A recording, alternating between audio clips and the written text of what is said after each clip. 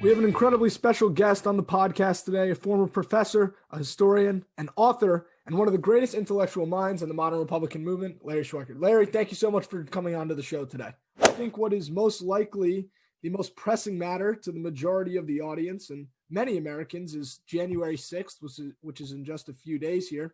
What do you think the outcome of January 6th and the counting of the electoral vote will yield? Well, we have a little bit of good news in that I think that Georgia is actually seeing they have a real problem. And the fact that we had an official Senate judiciary hearing on the evidence, which is the first one ever. Remember, all of these other hearings have taken place in hotel rooms.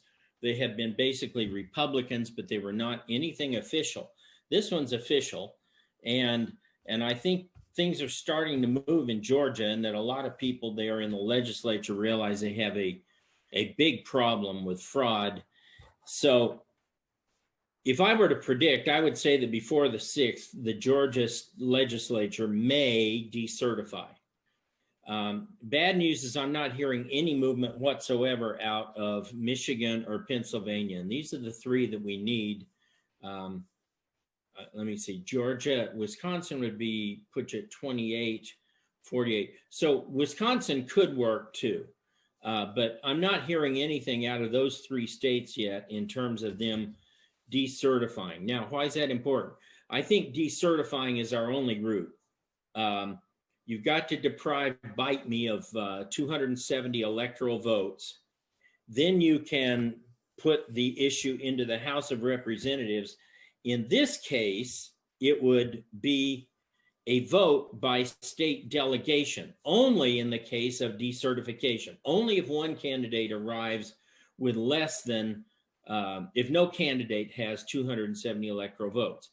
That's an important distinction because a lot of people think that the vote on the 6th will be by delegation. That's not the case. The vote on the 6th will be by standard member majorities, and that means that it's a dead issue in the House. We're not going to get anywhere in the House, and the Senate, I think, is probably a dead issue too, because we've already got so far about 15 or so senators saying that they won't vote to decertify, or that they will vote to accept the Bite Me electors.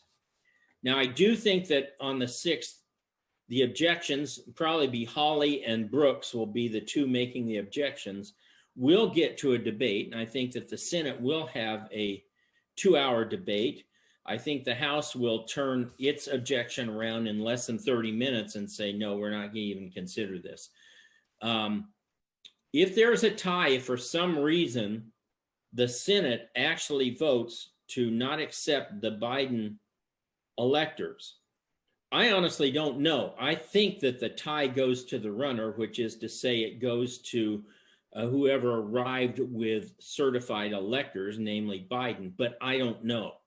I haven't been able to find that anywhere. So that's where we are. If I had to guess as of today, I would guess that on the 7th, Biden's going to be elected president.